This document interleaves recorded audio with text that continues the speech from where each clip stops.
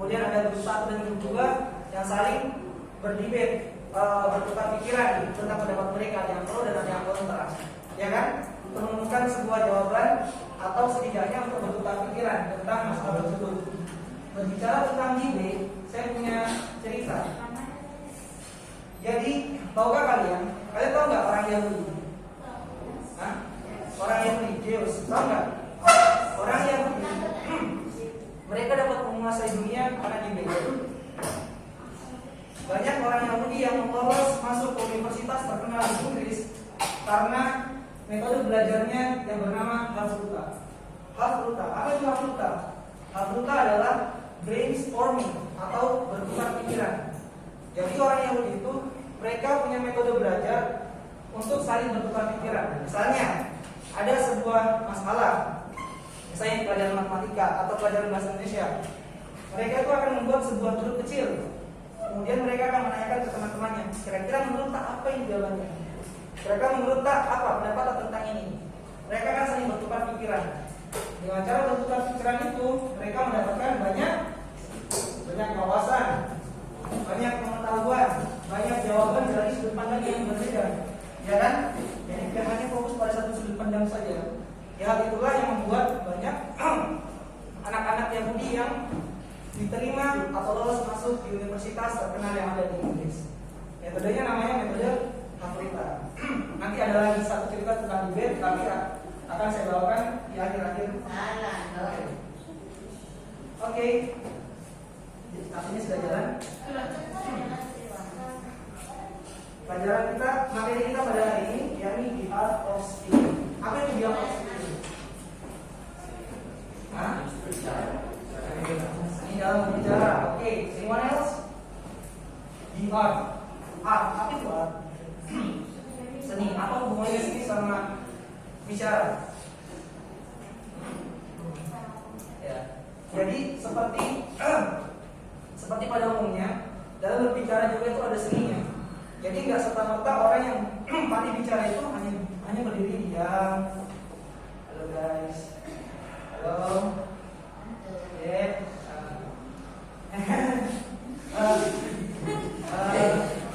Saya menggunakan materi hari ini, ya gitu ya. Ada seninya yang membuat berbicara itu menjadi lebih enak didengar, lebih mudah dipahami, pesan yang sudah tersampaikan. Itu namanya seni dalam berbicara. Oke. Tinggal pidato stage dan sebagainya. Di sini kalian bisa lihat sedikit video tentang saya. Nama saya David. Ini ada sudah kenal. Ada yang pernah masuk di kelas saya? Saya. Di mana? Di kita. Bang. Oke. Ada yang kelas 1 di sini? Oh ya. Wajahnya banyak saya kenal di sini. Oke. Saya ada di Banyuwangi 6 Januari 2001. Hobi saya itu saya lihat sedikit sekali di lingkup, disiplin musik, volleyball, badminton, dan lain sebagainya. For your information guys, saya di sini salah satu juara volley.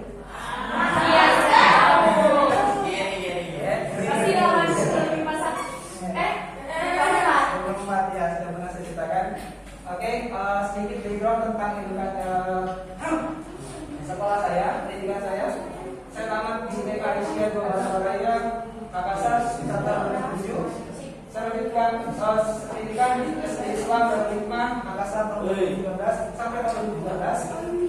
Kemudian saya sempat mondok di pesantren modern Al-Kausar Banyuwangi dan melanjutkan pendidikan SMP di SMP Muhammadiyah Makassar dan lulus pada tahun 2016. Dan terakhir saya lulus dari sekolah yang tercinta ini di tahun 2019. Status saya sekarang masih jomblo, bukan. Status saya di sini itu student at English Education Department, State University of Makassar. Hah? Di apa? Ya tahu. Hidup sekali buat berarti. Ya tahu. Oke. Mohon maaf kalau suara saya agak sedikit berat. Karena kemarin saya agak kurang sehat sebenarnya. How to my guys. Oke, sekarang kita masuk di art of speaking. Sudah disediakan belum pulpen dan kertasnya? Silakan di if you have any something important, silakan dicatat. Oke, siap. Di art of speaking. Arti yang pertama, seni yang pertama dalam bicara. Bisa dilihat di atas? Bisa dibaca? Coba semuanya, 1, 2, 3 baca barengan. Attitude. 1, 2, 3 attitude. Oke, apa itu attitude? Sikap. Apalagi perilaku. Ya kan? Adab. Kenapa? Kira-kira kenapa attitude ini masuk dalam seni dalam berbicara? Pentingnya apa? Pentingnya apa kira-kira? Ya satu orang juga satu orang. Yang berani pakai bahasa Indonesia juga tidak apa-apa. Di English juga lebih bagus. Full English juga sangat-sangat bagus. Satu orang juga. Kira-kira kenapa attitude itu masuk dalam the art of speaking? Masa anak asrama nggak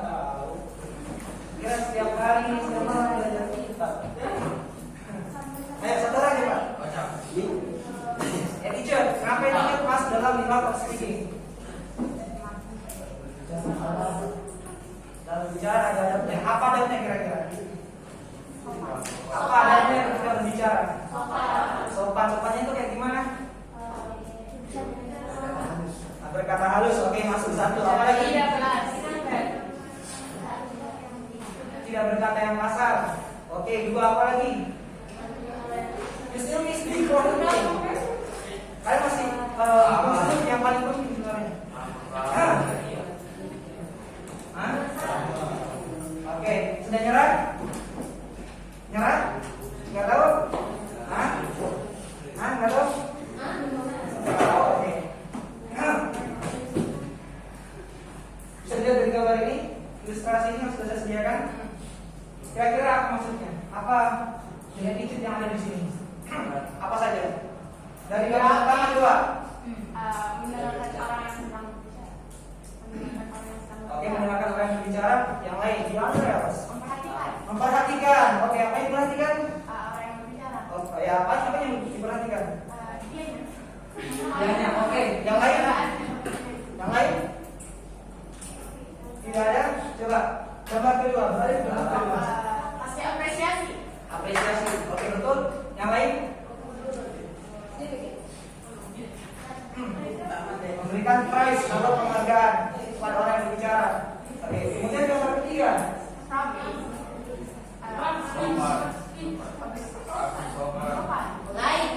Oke, polite.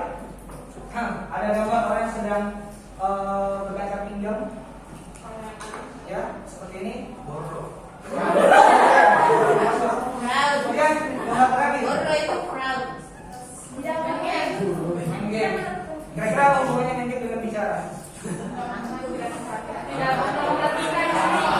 Perhatikan, oke? Adakah di antara kalian yang seperti gambar di atas misalnya? Gambar pertama dulu. Ada nggak di sini di antara kalian yang kalau temennya atau gurunya atau orang tuanya bicara ngomong kepada kalian, kalian perhatikan sorot matanya? Ada nggak yang di antara kalian melakukan hal itu? Hah? Ada nggak di antara kalian yang kalau orang tuanya, gurunya atau temannya bicara, kalian perhatikan benar-benar matanya? Apa kebiasaan kalian? Masa lihat mata? Lihat mata. Bukan di HP-nya yang dilihat. Hah? Bukan di HP-nya yang dilihat. Bukan di hidungnya yang dilihat. Hah?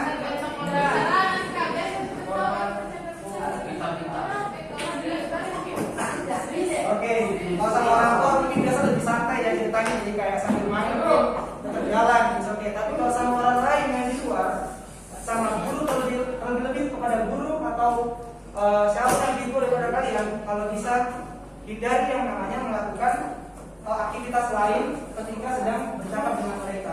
Oke, itu yang dinamakan sebagai attitude atau etika, adab. Kira-kira kalian seneng nggak kalau misalnya ada orang yang kalian ajak ngomong, ajak curhat, orangnya tuh melengos kayak apa ya? Sakit hati enggak? Sakitnya di sini bro. Oke, ini sudah paham dengan ilustrasinya ya. Kita masuk. Ini ada penjelasannya. The first part is attitude. Apa saja sih attitude yang umum bisa kita perbaiki dan kita aplikasikan dalam keseharian kita. Yang pertama adalah coba baca.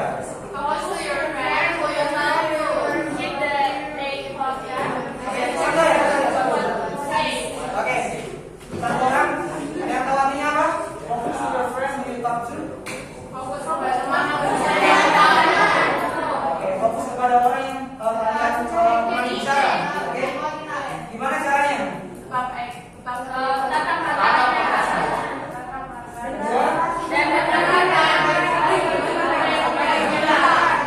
Oke, dengarkan baik-baik apa yang dia katakan.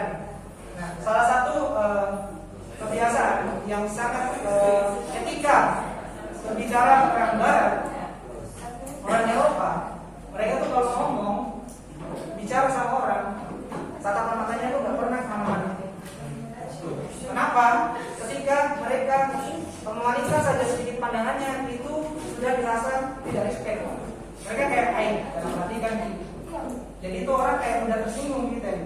Nah, mungkin dari sekarang kita mumpung masih dalam tahap belajar bisa implementasikan atau diaplikasikan yang namanya belajar menjaga eye contact kita. Oke, ketika pada saat kita berbicara dengan orang lain. Mungkin kalau ada sama perempuan di sini jaga, mungkin kita bisa menunjukkan pandangan dulu. Menunjukkan pandangan tentu kalau kita di sini ada yang perempuan. Nah, tapi kalau selama kalian ada sama laki-laki kemudian perempuan, silakan belajar untuk menjaga eye contact kalian. Bisa juga terapkan kepada guru-guru kalian supaya mereka merasa lebih terperhatikan dan lebih dihargai ketika kalian sedang berbicara bersama. Kemudian yang kedua apa? Dengarkan baik-baik apa yang dikatakan. Jangan sampai ketika mereka sudah selesai bicara panjang lebar, tadi begini iya gitu ya. Bagaimana menurut tak? Langsung kau bilang, apa bilang tadi? Kira-kira kalau teman tak begitu kesal ya? Kenapa kesal?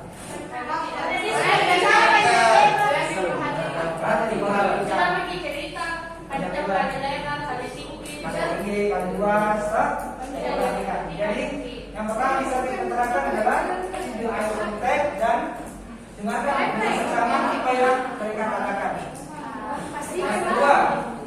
Yang kedua coba apa yang consider your body language? Menjaga body language kalian, ya gerakan tubuh kalian. Ketika kalian sedang speech di depan orang banyak berpidato, gerakan tubuh ini sangat penting. Orang pasti akan boring, pendengar akan boring kalau kita cuma Indonesia is the best country in the world. Makanya bisa jadi orang pasti akan kayak apa yang bilang kayak nyawanya kurang dalam berbicara. Tapi kalau kita melakukan seperti ini, Indonesia, mana Indonesia ini? Indonesia. Oh ya, Indonesia. Kira-kira kan ada kan kayak fokusnya pendengar akan lebih kita dapatkan dari apa? Dari gerakan tangan kita, dari body language kita, dan kita harus menyesuaikan dengan apa yang kita katakan. Oke? Kalau misalnya dalam berbicara dengan teman, dengan guru, body language yang dimaksud adalah sopan santun.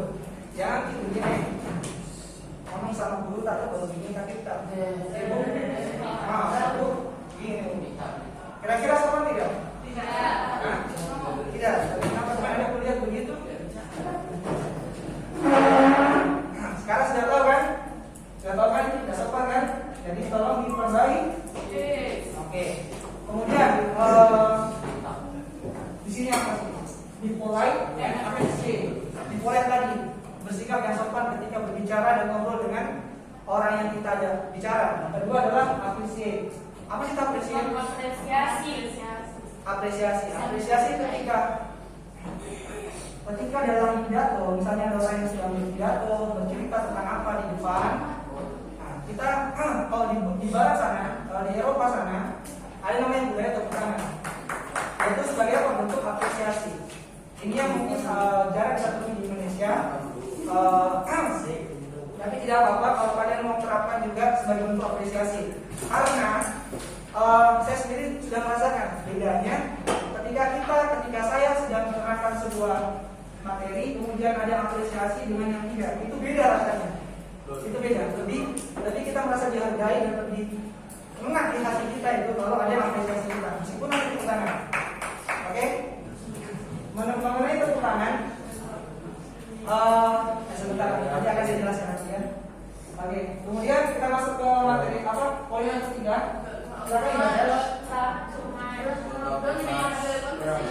Jangan bicara maunya sendiri rumah. Salah satu etika dalam berbicara yang terbanyak bicara. Yang mendominasi yang namanya pembicaraan. Kayak kita terus yang mendengar. Kira-kira kalau kalian kembali ke kalian, kalau kalian punya teman yang kalian ajak ngomong, awalnya kita yang mencurhat, tapi dia yang berusaha. Kira-kira apa kita rasa? Masa datang sini saya mau